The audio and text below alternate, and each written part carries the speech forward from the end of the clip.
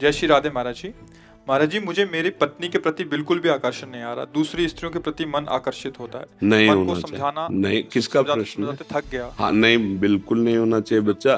खास बात समझो तुम। देखो, अब खास बात ये है कि ये चमड़ी का खेल है। यहाँ मलाशय, मूत्राशय, कुछ खास बात कहीं सोने के नहीं लगे अंग, कहीं हीरा जवाहरात के अंग नहीं बने, सब मांस के बने और सब मलमूत्र के द्वार हैं। केवल वो बुद्धि मलिन हो चुकी है, इसलिए आकर्षण है। तो उस आकर्षण को मिटाने के लिए हमारे शास्त्र ने पाणिक ग्रहण संस्कार ब्याह का कि आप सीमित होकर करोगे तो एक दिन आपको अपने आप वैराग्य हो जाएगा। सच्ची मानना, आप एक पत्नी में आसक्त हो जाइए, कुछ दिनों के बाद आपको घृणा होने लगेगी। यार क्या है इसमें, आने लगे, क्योंकि इसमें सुख लगे। तभी देखा है हमने, गांव में देखा है, थोड़े थोड़े संतान हो गए, दरवाजे के बाहर चारपाई में लेटने लगे, अपने आप संयम में आने लगे। धर्म, अगर आप दूसरी माताओं बहनों की तरफ देखोगे तो ये लिख लो हमारी बात, तुम्हारी कामाशक्ति बढ़ती जाएगी और तुम्हें ऐसा विश्वास होगा कि इसमें सुख है, और वो ऐसी जगह फंसाएगा कि तुम्हारी फिर जो हालत होगी वो ना अंदर से और ना बाहर से तुम झेल नहीं पाओगे। पक्की बात है, पक्की बात। जब बिगड़ जाएगा ना आचरण तुम्हारा, तो फिर ना अंदर सुधर पाओगे ना बाहर तुम रह पाओगे। जो पराई स्त्री पर नजर डालते, कितने दिन छुपोगे? एक दिन जब चौड़े पे आओगे तो कोई ना कोई है ना उस स्त्री का, भाई होगा, पिता होगा, पति होगा, कोई ना कोई तो है संरक्षा में।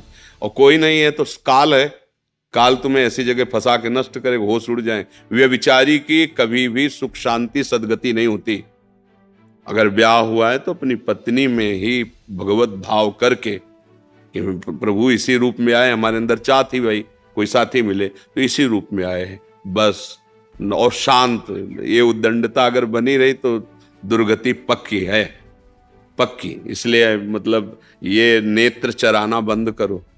ये नेत्रों को जो चराना होता है ना, हाँ, ये दैवी शक्ति है। जितना बुरा देख करके सोचोगे उतने तुम्हारे सुकृत नष्ट हो जाएंगे और आगे तुम्हें दुख मिलेगा, पक्का।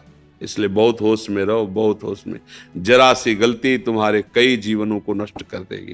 देखो, एक बीच में हमें किसी ने बताया था कि वहाँ कोई स्कूटी से लड़की जा रही थी, उसकी स्कूटी खराब हुई और 4 लोग ट्रक वाले ऐसे खड़े थे, जो काम दुकान जानते हैं, ले गए और गंदे आचरण करके तेल डाल के उसे जला के मार दिया। दूसरे दिन पता चला कि सुबह उनको वहीं गोली मार दी थी, वहीं मार दी गई थी। शायद हैदराबाद की तरफ ऐसे कहीं किसी ने देखा। परिणाम देखो ना, देखो ना, ये इतना ही थोड़ी परिणाम है। ये तो यहाँ का हुआ व्यवस्था। आगे जो व्यवस्था होगी वो इतनी बुरी व्यवस्था है नरक में कि वहां कोई किसी की सुनता नहीं, वहां कोई सिफारिश नहीं, वहां मरना नहीं। वहां अगर कोलू में पेरे जा रहे हो तो पूरे चैतन्य, एकदम बेहोश नहीं, बार बार। तो इसलिए जो पराई स्त्री के साथ संभोग की तो वो लोहे का खंभ तपता हुआ आग की ज्वाला की तरह 10-10 हजार वर्ष तक चिपकाया जाता है। जलते रहो, मरना है नहीं। ऐसा अगर स्त्री कोई पराये पुरुष के साथ ऐसा, बहुत होश में, ये मिथ्या नहीं है। जैसे अभी आपको लगता है क्या कानून है यार, जो कर फंस जाओ जरा सा, तुम्हारे ऊपर केवल कानून में जाके रिपोर्ट हो जाए कि आप छेड़ रहे थे, आप ऐसा कर, फिर देखो क्या होता है। अगर आप प्रमाणित पाए गए तो आपको सजा हो सकती है, आजीवन कारावास या जो भी दंड मिल सकता है। तो है ना दंड विधान, तुम्हारी मनमानी से थोड़ी है। ऐसे ही ये भागवतिक दंड विधान जो नरक, अरे कहां नरक स्वर्ग, ऐसा नहीं है। जेल है ना भारत में, दंड विधान है ना। अरे बोले कौन देखता है किसकी, तो जब यहां पकड़ के जाते हैं ना तो पिटाई चौराहे पे नहीं की जाती है। ऐसे नरक एकांत में भला है, वहां जाके सड़ाया जाता है। वहां सीसीटीवी से थोड़ी सबको भेजा जाता है कि देखो ये नरक का दंड मिल रहा है। ये शास्त्रीय विधान भैया। बहुत सबसे ज्यादा खतरनाक ये अपराध गिरा देता है, क्योंकि मनुष्य शरीर में स्त्री शरीर की तरफ या भोगों की तरफ आकर्षण और शासन न रह पाने के कारण आज तो मनोरंजन समझा जाता है। शास्त्रीय मर्यादाएं, धर्म, इनकी तरफ तो वृत्ति नहीं जा रही, इसको तो मनोरंजन कि यार कुछ नहीं इसमें नहीं, आज तुम्हारा इधर कल उधर, ऐसा नहीं, फिर दुर्गति भी भोगनी पड़ती है। ये भारत देश है, परम पवित्र देश है, ये धर्म के अनुसार चलने वाला देश है। यहाँ जन्म होना, यहाँ बहुत महिमा, जहाँ पावन गंगा जी, यमुना जी, प्रभु श्री कृष्ण, प्रभु श्री राम, महादेव जी, यहाँ देखो ना कितने भागवती को अवतार, कितनी महिमा। और ऐसे देश में पैदा होकर विदेशी आचरणों का अनुकरण करे बहुत सावधान, बहुत सावधान, ये गलती होने ही ना पावे। बहुत जो चाहे आपन कल्याणा, सुजस सुबत शुभ गति शुभ नाना, सो परनार लीलार गोसाई, तजो चौथ के चंद किनाए। दूसरी माताओं बहनों को काम दृष्टि से देखने का मतलब अपने सर्वनाश का निमंत्रण देना।